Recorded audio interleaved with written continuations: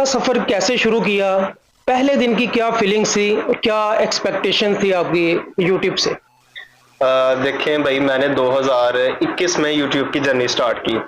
वो मैंने भी किसी की वीडियो देखी तो देखते हुए मेरे ज़हन में ख्याल आया कि यार ये ऑनलाइन पैसे कमा रहे होंगे, ये तो लाखों में कमा रहे होंगे, तो जो ये काम कर रहे हैं हम क्यों नहीं कर सकते। बिल्कुल ऐसे ही। तो इसी चीज को मद्देनजर रखते हुए मैंने भी अपना चैनल क्रिएट किया और मेरे ज़हन में भी यही था कि पहले दिन मेरी भी वीडियो वायरल हो जाएगी, मेरी भी अर्निंग स्टार्ट हो जाएगी। सही। तो एज वेल एज मैंने चैनल बनाया तो मेरी वीडियो पे एक व्यूज भी नहीं आता था।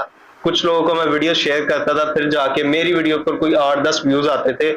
यही देखते देखते 1 महीना, 6 महीने और साल गुजर गया, लेकिन मेरा चैनल ग्रो नहीं कर सका। सही। तो उसके बाद मुझे काफी टाइम लगा यूट्यूब को समझने के लिए, यूट्यूब बेसिकली काम कैसे करता है, इसमें कौन कौन सी चीजें एक्सक्लूडेड है, उसके बाद हमें कौन सी ऐसी गलतियां जो नहीं करनी चाहिए।